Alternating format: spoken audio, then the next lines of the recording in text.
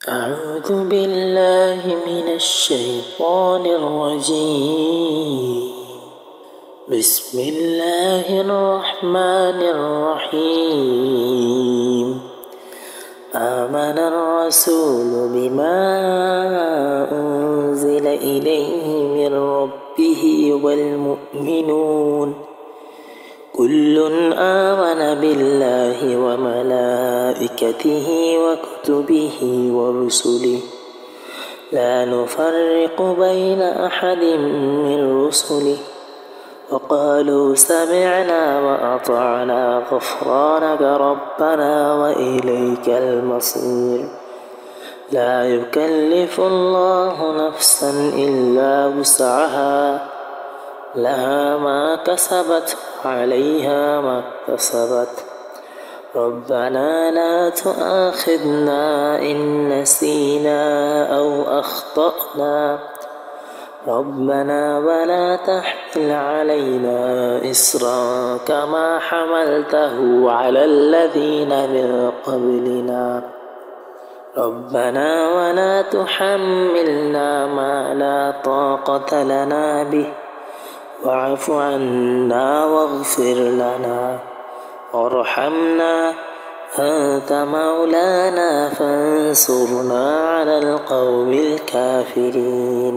রাসূল তার প্রভুর পক্ষ থেকে যা তার কাছে নাজিল করা হয়েছে তার উপর ঈমান এনেছেন এবং মুমিনগণ প্রত্যেকেই ঈমান এনেছে আল্লাহর উপর, তার ফেরেশতাগণ, তার কিতাবসমূহ এবং তার রাসূলগণের উপর।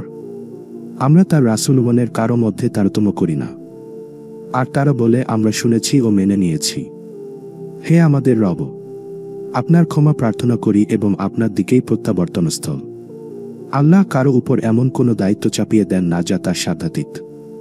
সে ভালো যা উপার্জন করে তার প্রতিফল তারই, আর মন্দ যা কামাই করে তার প্রতিফল তার উপরই বার্তায়।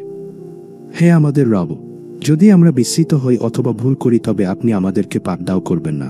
হে আমাদের রব, আমাদের পূর্ববর্তীগণের উপর যেমন বোঝা চাপিয়ে দিয়েছিলেন আমাদের উপর তেমন বোঝা চাপিয়ে দিবেন না।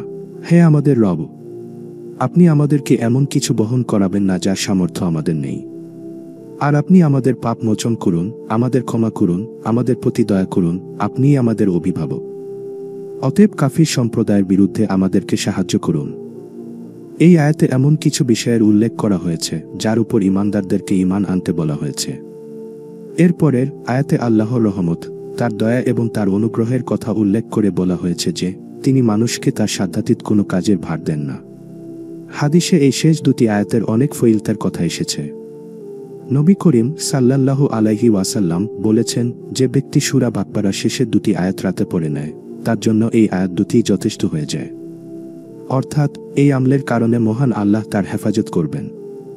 অপর একটি হাদিসে এসেছে, নবী করিম সাল্লাল্লাহু আলাইহি ওয়াসাল্লাম মিরাজের রাতে যে তিনটি জিনিস পেয়েছিলেন তার মধ্যে একটি ছিল সূরা বাকরার শেষের এই দুটি আয়াত। সহিহ মুসলিম। অনেক বর্ণনায় এ কথাও এসেছে যে এই সূরার শেষের আয়াত দুটি রাসূল সাল্লাল্লাহু আলাইহি ওয়াসাল্লাম কে আরশের নিচের একটি ভান্ডার থেকে দেওয়া হয় এবং এই আয়াত কেবল তাকেই দেওয়া হয়, অন্য কোনো নবীকে দেওয়া হয়নি। মুআজ রাদিয়াল্লাহু তাআলা আনহু এই সূরা শেষ করে আমিন বলতেন। ইবনে কাসির।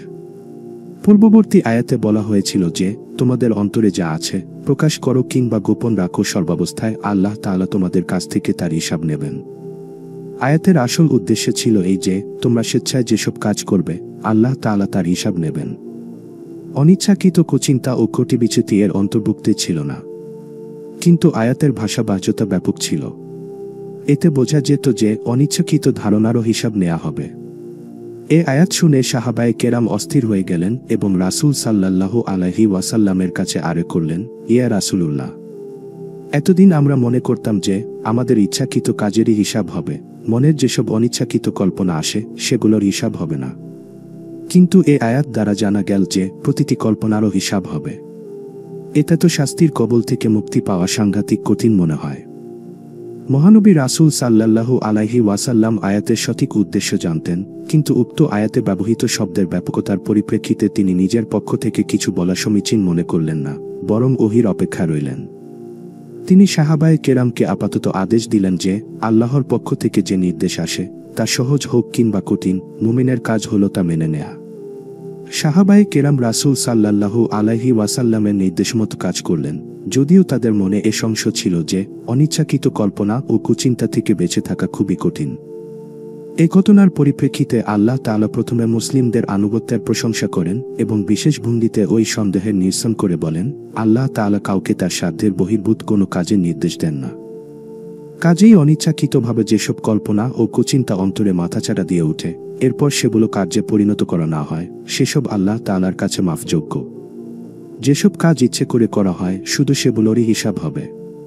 কুরআনে বর্ণিত এ ব্যাখ্যার ফলে সাহাবায়ে কেরামের মানসিক উদ্বেগ দূর হয়ে যায়। মুসনাদে আহমদ, মুসলিম। তারপর আল্লাহ তাআলা মুসলিমদেরকে একটি বিশেষ দোয়া শিক্ষা দিয়েছেন, যাতে ভুলভ্রান্তিবশত কোনো কাজ হয়ে যাওয়ার পর ক্ষমা প্রার্থনার পদ্ধতি শিখিয়ে দেওয়া হয়েছে এবং পূর্ববর্তী উম্মতদের মতো শাস্তিও যেন এ উম্মতের উপর না আসে, তার জন্য বিশেষভাবে দোয়া করতে বলা হয়েছে। আলোচ্য আয়াত দুটি সূরা বাকারা শেষ আয়াত। সহিহ হাদিসসমূহে এ আয়াত দুটির বিশেষ ফজিলতের কথা বর্ণিত আছে। রাসূল সাল্লাল্লাহু আলাইহি ওয়াসাল্লাম বলেন, কেউ রাতের বেলায় এই আয়াত দুটি পাঠ করলে তা তার জন্য যথেষ্ট, অর্থাৎ বিপদাপদ ও বিভিন্ন প্রকার অনিষ্ট থেকে মুক্ত থাকার জন্য যথেষ্ট। বুখারী, মুসলিম। সূরা বাকারা শেষ দুই আয়াতের ফজিলত। কোনো একদিন হযরত জিবরাইল আলাইহি ওয়াসাল্লাম নবী করিম সাল্লাল্লাহু আলাইহি ওয়াসাল্লাম এর কাছে বসেছিলেন। হঠাৎ প্রচণ্ড একটি শব্দ শোনা গেল।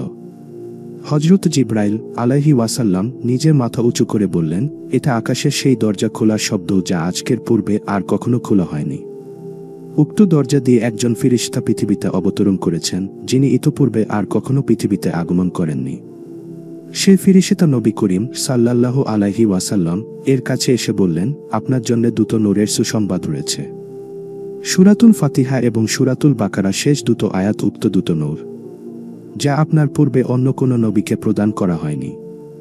সূরা ফাতিহা এবং সূরাতুল বাকারা শেষ দুটো আয়াত থেকে একটি অক্ষরও পড়ে আল্লাহ তাআলার কাছে আপনি যা কিছু প্রার্থনা করবেন তা প্রদান করা হবে। মুসলিম, হাদিস নং 806।